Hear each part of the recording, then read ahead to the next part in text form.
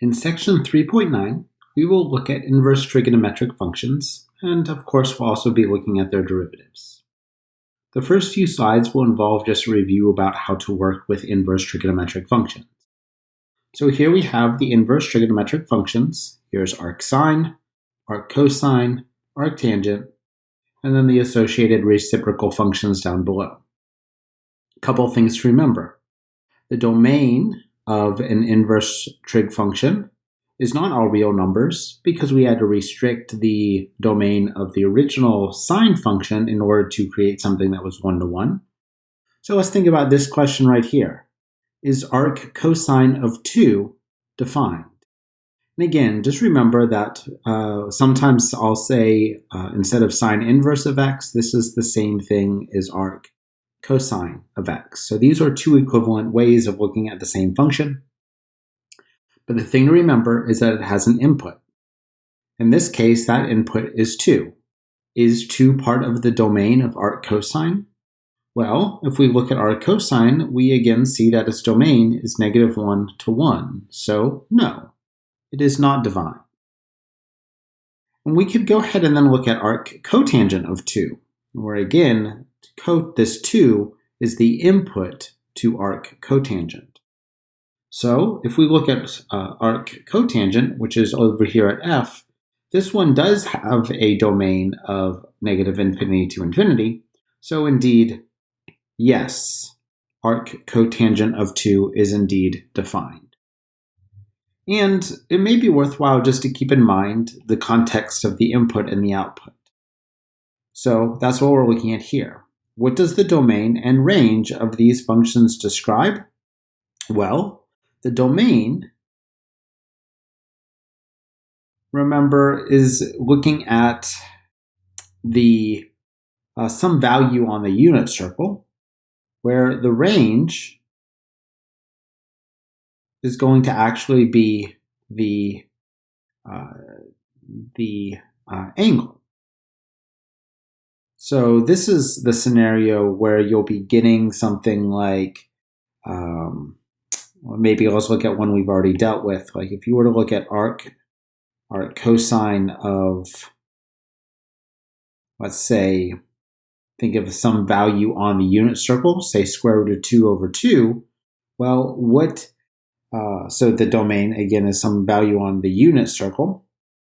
So it's going to be on the circumference, where the range is some angle. And we just have to remember with cosine being the x value, where did we have square root of 2 over 2? Well, that was at pi over 4. Again, if we look at our cosine, which is right up here in the middle of b, we'll look at square root of 2 over 2, which is right around here. Well, you can see associated with that value is going to be pi over 4. So a little typo in what I wrote over here. This should be pi over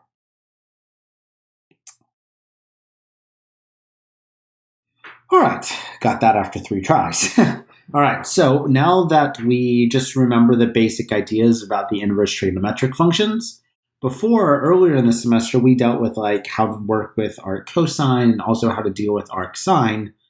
So let's also look at maybe some harder ones, namely those of arctangent and arc cotangent. So sliding down here to the bottom, we want to evaluate arctangent and arc cotangent.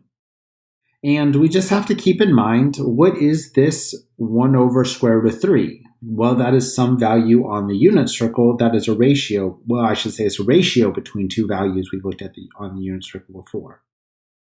So what I find really useful here is just to think about, to solve A, what we want to be thinking about is when is the actual tangent function, not the tangent line here, but the tangent function, just no inverse. When is that equal to 1 over the square root of 3? Well, what we could go ahead and do is think about 1 over the square root of 3 as a ratio or a quotient of two functions that we're more familiar with. So let's think about like the unit circle. We usually deal with values like 0, let's see, then 1/2, or square root of 2 over 2, or square root of 3 over 2, or 1. These are the ones that we're used to dealing with because of those are the outputs to sine and cosine. So we want to think about what two of those, when you think about them as a quotient, give you 1/3. Well, think about, we need this 3 in the denominator. So let's go ahead and write 1 over the square root of 3 as square root of 3 over 2 in the denominator and 1/2 in the numerator. And I'll kind of point out why I did that here in a moment. So think about arctangent. Arctangent of 1 over the square root of 3 is equal to the same thing as arctangent of the 1/2 over the square root of 3 over 2. And tangent is a ratio that it is going to be sine over cosine. So we could think about this as y, and this is associated with the x. So think about the unit circle, where on the unit circle is the y value 1/2 at the same time the x value is square root of 3 over 2. Well, that would occur, right, if let's go and draw the unit circle here. That would occur in the first quadrant at this point on the circle. This is where you would have square root of 3 over 2 as your x value, and you would have 1/2 as your y value. Now just think about what angle is this right here? Well, that is simply pi over 6. So the answer to A is pi over 6. So where before we were able just to kind of really look at like the 1/2 or square root of 3 directly and think about the y or the x immediately, we have to think about this in terms of a ratio. Now, one thing to pay attention to is where in the unit circle will we be looking at tangent? Well, tangent, notice, is going to be in the first and the fourth quadrant. So for tangent, we would have only been looking at the first and the fourth quadrant. The reason we're looking at that is if you think about tangent, it's sine over cosine. We have one quadrant where sine is positive, namely the first one, and one quadrant where sine is negative, namely the fourth one. In cotangent, thinking about that as cosine over sine, we're in quadrants 1 and 2 between 0 and pi, because in the first quadrant, x is the value, or x is associated with cosine, is positive, and cosine in the second quadrant is negative. So that is why you have to have one quadrant where it's positive and one where it's negative. So I would encourage you to go ahead and pause the video and see if you can go ahead and solve B and C. Let's go through the solution. So for B, we're looking at we're looking at arctangent again of this time negative square root of 3. So the fact that it's negative means, okay, I'm really not going to be thinking about the first quadrant here. I'm going to be thinking about the fourth quadrant.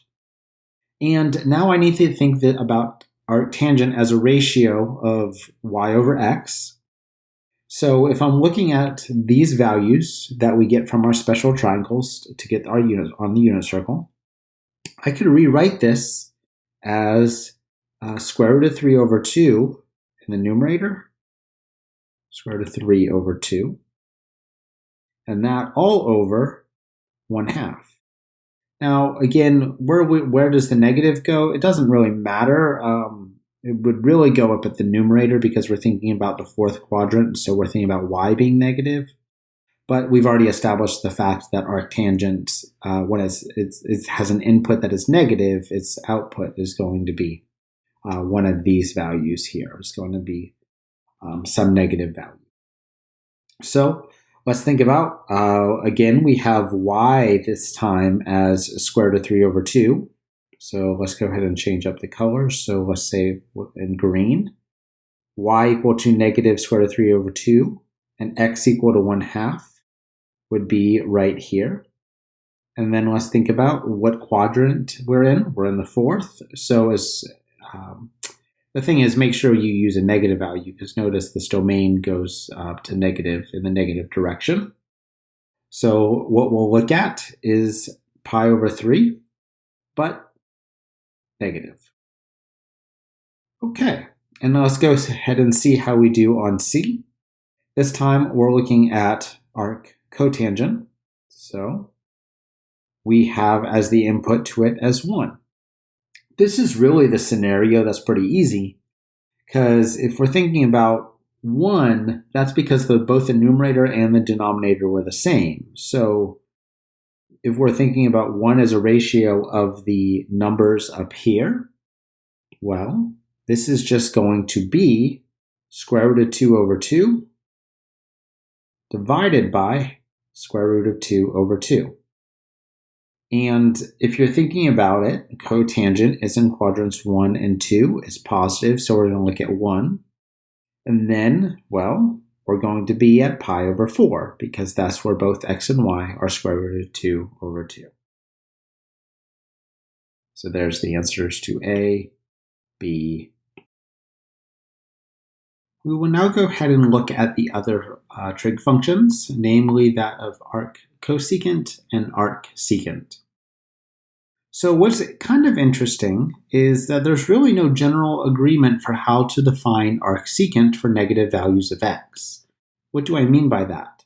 Well, let's look at this picture down here on the left. Let's go ahead and consider this part for the positive values of arc secant. And then what we could go ahead and do for the negative values, we have really a choice between A, B, and C. All of these allow us to go ahead and get the negative side of the domain, because again, the absolute value means we are allowed to go ahead and consider these values of x. Now, what we're going to go ahead and do is we're going to go ahead and pick A. And the reason we're going to go ahead and pick A is because it gives us a nice identity, namely that of the arc secant of x is equal to arc cosine of 1 over x. This reciprocal right here essentially is going to pull this part back towards 0. So that's, again, arc cosine right there. So this is just a useful way to define it that allows the computation to become much easier. Let's go ahead and use this down below.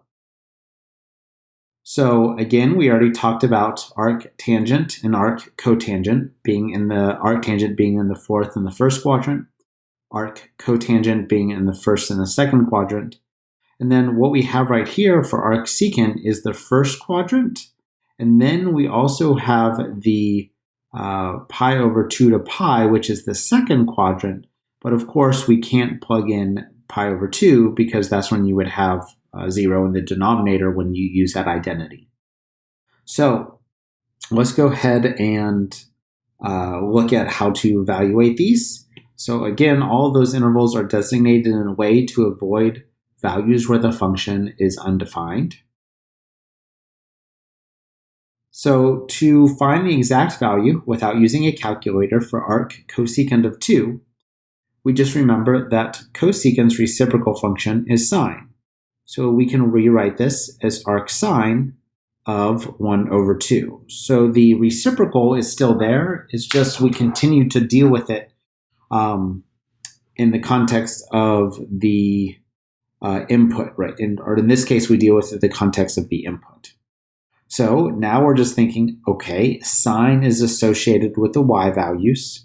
It's positive, so I'm going to be thinking about the first or the second quadrant, and in this case, the first quadrant because the input is positive. And then we're just like, okay, where is y equal to 1/2? Well, what we have is right here.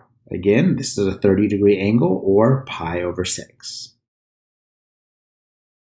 In the same way, arc secant of 2 is the same thing as arc cosine of 1 over 2, which then, let's think about the unit circle. Secant, we're basically looking at the first quadrant and the second quadrant and a hole there in the middle, and I should have specified there's really a hole right there as well for arc secant, because you can see right there. So what quadrant? Well, again, in quadrant 1 because it's positive. And where is cosine 1/2? Well, it's up there.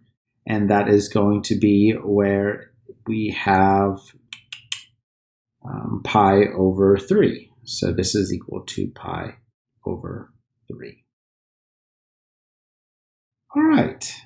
That is a quick review of how to evaluate the inverse trigonometric functions. So let's go ahead and look at their derivatives now. So let the derivatives begin. Note that y equals arc sine is differentiable on its domain, which is negative 1 to 1, except at the endpoints, except at negative 1 and 1. If we look at that, that is because we have vertical tangent lines. And of course, a vertical line is undefined, has an undefined slope. So down here, we see the derivative of arc sine. It is actually not a trigonometric function at all. It's 1 over the square root of 1 minus u squared. And this du dx is basically just saying, hey, u is a differentiable function of x, so this is the chain rule. And we'll see that in examples below. So where does this come from? Well, we figured out how inverses and the derivatives work in the last chapter. If we want to go ahead and consider the derivative of the inverse, so if f inverse of x prime, that is going to be related to the original function and that derivative by reciprocal, namely 1 over f prime of f inverse of x. Well, we have some of this information. The original function, is, if we're thinking about, okay, arc sine is the inverse to what? Well, it's the inverse to sine. And therefore, f prime of x is cosine of x. So what we have to go ahead and do is look at 1 over cosine, that's f prime, of the arc sine function. So this is a little bit messy, but what we could go ahead and do is solve the Pythagorean identity for cosine. Let's see what happens when we do that. So let's go ahead and consider the Pythagorean identity, cosine squared of x plus sine squared of x equal to 1. Solve that for cosine. What we'll end up getting is cosine of x equal to the square root of 1 minus sine squared of x. Technically, we'll have plus or minus. And we just want to go ahead and focus on the positive side because we have this, this restriction right here that we're dealing with the absolute value. All right, so let's go ahead and use this identity. So this is going to look a little bit weird, but what's our input to cosine? The input to cosine is arc sine, and we have this x right here as the input in our identity. So what we're going to do to use this identity, we're going to have 1 over, and I want to go ahead and use the other side of this identity. So it's going to be the square root of 1 minus sine squared, but instead of x, it's going to be the input we're using in this derivation, arc sine of x. All right, why do we do that? Because if we look at this, arc sine and sine are inverses, so they'll cancel each other out. And what we find is we get 1 over the square root of 1 minus x squared. And that is where the derivative comes from. So again, I always want to spend a moment just to figure out, hey, what is the algebra behind what is the algebra that is happening behind the scenes? Well, it's really just going to be a lot of things and substitution involved with identities. So this one's going to be a little bit tough to use the first few times, but we'll get the hang of it. So again, the best practice with derivatives is just making sure you're comfortable with it in terms of the chain rule, because that means you can see how it fits in the broader scope of what we've worked with. So notice we are going to need the chain rule in this first one because we have arc sine, and the inverse to arc sine is x squared. So our inner function is quadratic, and our outer function is the arc sine. So to take the derivative, we're going to have 1 over the square root of 1 minus the inner function, in this case x squared, squared.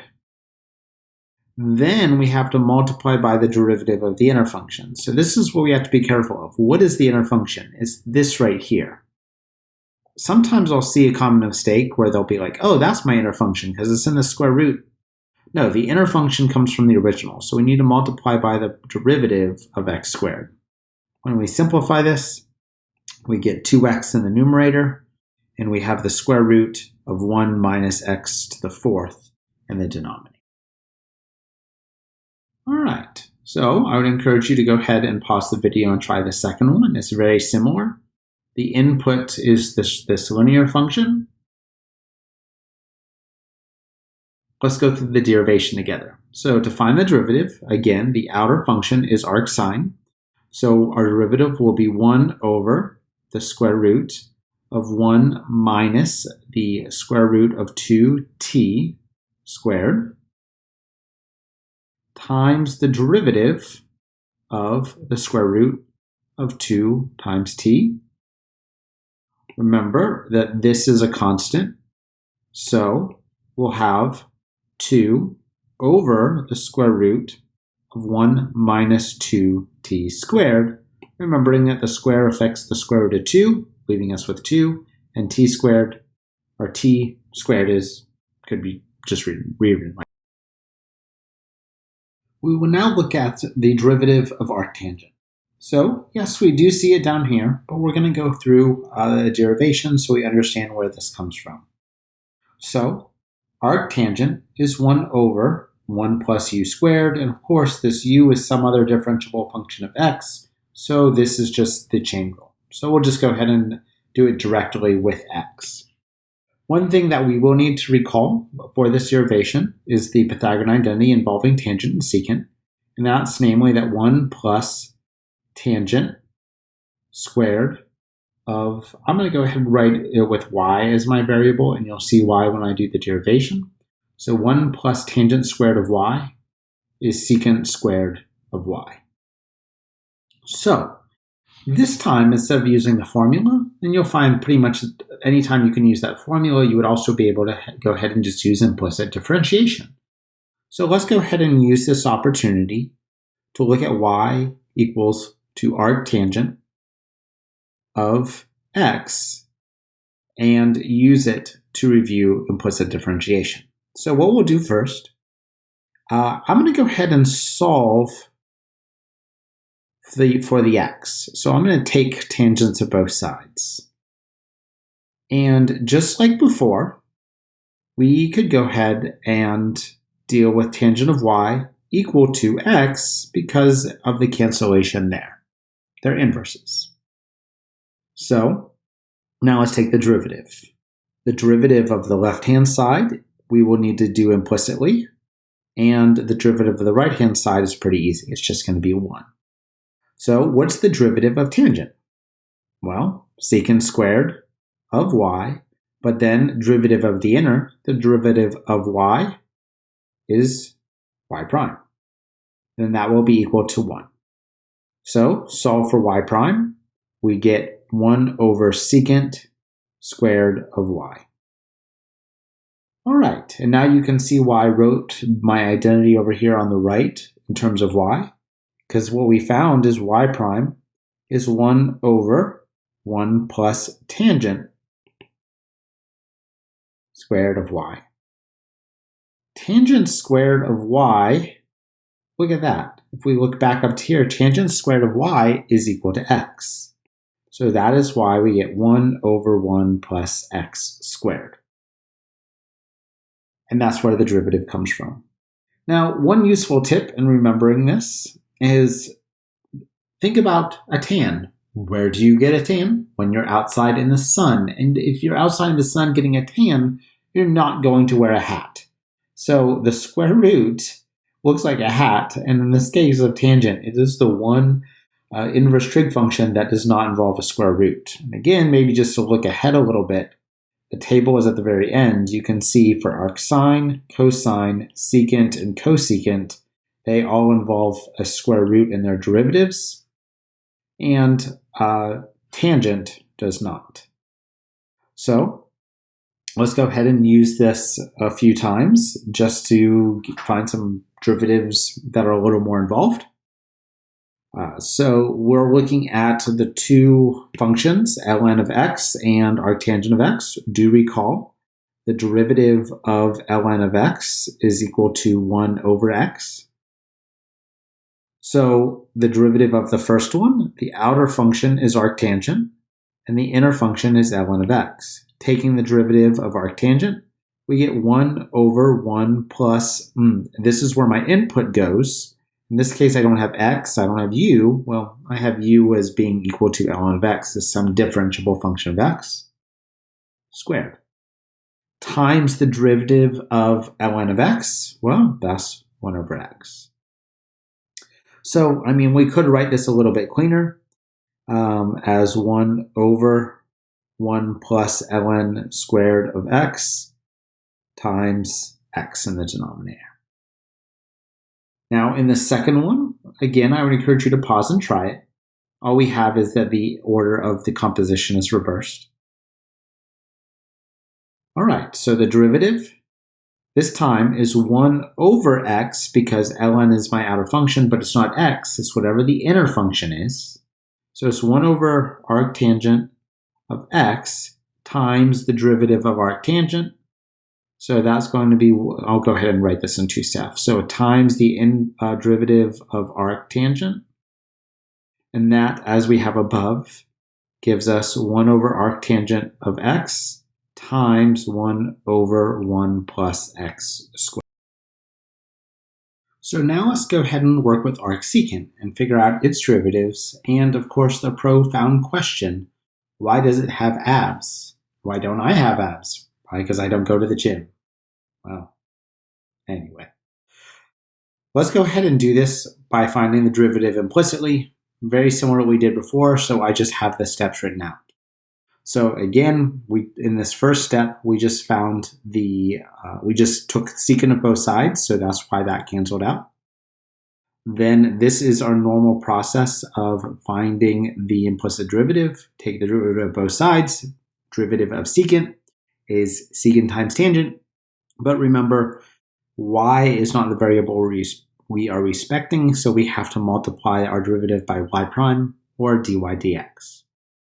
Then, when you solve that for dy dx, you get 1 over secant of y times tangent of y. Then we can go ahead and just use this, this identity for the Pythagorean identity. And what we would find is the plus or minus works a little bit different here because we would have to go ahead and consider the substitution of let's see, the x into secant and this right here into the tangent as the following. We would have 1 over positive x times the square root of x squared minus 1 whenever we're considering values of x that are greater than 1, namely this portion of the arcsecant function over here on the right. But then we would have to go ahead and have the negative on it in the case where we're looking at values less than negative 1. So as to say, we would have 1 over the negative x, or we could just go ahead and put the negative out in front, the square root of x squared minus 1. That's really inconvenient. So with the absolute value, we could really simplify this piecewise function and write it as a single expression. And this right here, you could just think about what values of u solve this. The values of u that are going to be like negative 2, so fits into this x minus x less than minus 1 piece. Or it could be values like 2, which fit into the top piece. Either way, we have our formula for the derivative of secant as 1 over the absolute value of u times the square root of u squared minus 1. And we just want to go ahead and put the negative with this u, because again, you could easily work with the absolute value in that case. Not so easily if it were in here or something. So it's a little bit of a long formula, but the thing we have to watch out for here is the fact that we have two inputs in our derivative, and that is going to come from our u and the original arcsecant. So in this first one, let's take arcsecant of 5 times x to the fourth. So the derivative of secant is going to be 1 over u, or x, but in this case is the inner function. So it's going to be the absolute value of 5x to the fourth times the square root of 5x to the fourth squared minus 1. We can, of course, clean this up a little bit. The absolute values are not needed because 5 is positive and x to the fourth is always going to be positive. So you would just have 5 x to the fourth times the derivative. Oh, wait, excuse me. I forgot something. I forgot the derivative. We have to multiply by the derivative of the inner. Hopefully you caught that. If not, that's okay. The derivative of the inner here is going to be, I'll just go ahead and write it like this, and I'll take the derivative on the next step. So going back to where I was, we have 1 over 5x to the fourth, no absolute value needed because that's always positive. 5 squared is 25. A power to the power means multiply, x to the eighth and minus 1 times the derivative here, which is going to be 20 x to the third. Notice we can do some cancellation. 20 and 5 cancel, leaving 4 at the top. And then all x to the cube cancel, and we have 1x at the bottom. So finally, we have 4 over x square root of 25x to the eighth minus 1. Next one, a little bit tough, but see if you could go ahead and do it before me. Let's go ahead and see how you did.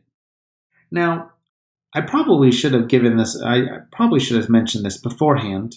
The arc cosecant is going to have a very similar derivative to secant. It's just going to be negative. And that's very similar to what we discussed before, in the fact that whenever you're taking the derivative of something that starts with a c, it's going to be negative. So it's going to be the exact same derivative, it's just going to be negative. And if you got stuck, well, that's maybe something I should have mentioned before I told you to work on it. But let's see how this goes. If you want to try it again and pause again, I would encourage you to do so.